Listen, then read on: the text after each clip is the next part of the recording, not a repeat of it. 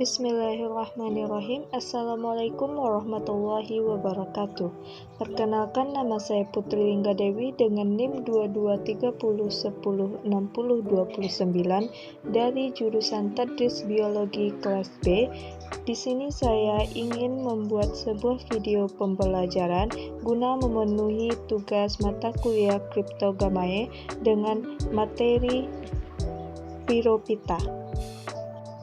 Pada materi kali ini kita akan membahas 4 pembahasan, yaitu klasifikasi alga Pyrophyta, ciri-ciri Pyrophyta, klasifikasi Pyrophyta beserta peranan Pyrophyta. Pembahasan pertama yaitu klasifikasi alga Pyrophyta. Pyrophyta adalah alga uniseluler dengan dua flagel yang berlainan, berbentuk pita, keluar dari sisi perut dalam suatu saluran. Pyrophyta memiliki alat gerak berupa flagel sebanyak 2 buah. Satu buah melingkar, sedangkan satu lagi berada di bagian posterior. Ada juga flagel yang terletak di bagian lateral. Bila flagel yang melingkar bergerak, maka sel akan berputar, dan bila flagel bagian posterior yang bergerak, maka sel akan mengalami maju.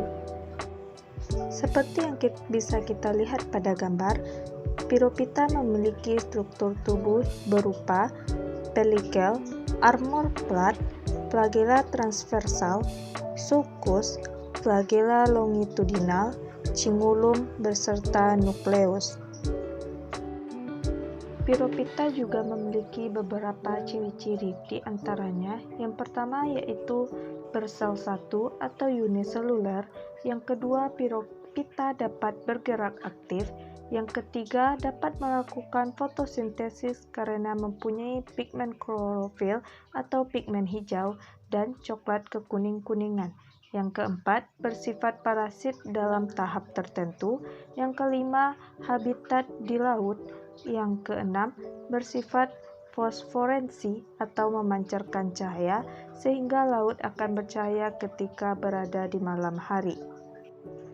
Baiklah, selanjutnya kita akan membahas mengenai klasifikasi Pyrophyta. Pyrophyta sendiri termasuk ke dalam kingdom Plantae, divisi Pyrophyta, kelas Dinophyceae, ordo Dinoflagellates, genus Pyrodinium, dan spesies Pyronidinium sp. Di sini kita bisa melihat beberapa contoh dari alga Pyrophyta, yaitu Dinophyceae, Ceratium, dan Sidiniales. Dinophyceae sendiri memiliki flagel yang keluar dari posisi ventral. Flagel terletak pada bagian sulcus, yang lainnya pada bagian cingulum. Memiliki anggota lebih banyak.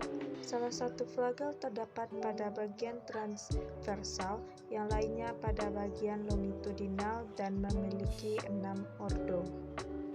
Selanjutnya yaitu Ceratium. Genus Ceratium terbatas pada sejumlah kecil, sekitar 7 spesies Dinoflagellata air tawar. Sebelumnya, genus ini juga mengandung sejumlah besar spesies Dinoflagellata laut. Namun, spesies laut ini sekarang telah dimasukkan ke dalam genus baru yang disebut Tripos. Ceratium dinoflagellata dicirikan oleh pelet lapis baja, memiliki 2 flagella dan tanduk. Mereka biasanya ditemukan di seluruh dunia dan memprihatinkan karena pemekarannya yang sangat cepat. Contoh yang terakhir yaitu Sindiniales. Sindiniales adalah urutan Dinoflagellata bercabang awal, atau juga dikenal sebagai Marine alveolates. Ditemukan sebagai parasit krustasea pada ikan, alga, dan protista. Bentuk trofiknya sering berinti banyak, dan akhirnya membentuk spora motil yang memiliki 2 flagella dalam susunan Dinoflagellata tipikal. Mereka kekurangan TK dan juga kloroplas, dan tidak seperti semua ordo lainnya, nukleusnya tidak pernah berupa dinokarion. Contoh yang sering dipelajari adalah Amubopria, yang merupakan parasit dari dinoflagellata lain yang mungkin berperan dalam mengakhiri gelombang merah. Dalam kehidupan manusia, Piropita memiliki beberapa peranan. Peranan ini terbagi ke dalam dua hal, yaitu peranan positif dan juga peranan negatif. Peranan positif itu sendiri terdiri dalam beberapa bidang. Yang pertama pada bidang perikanan.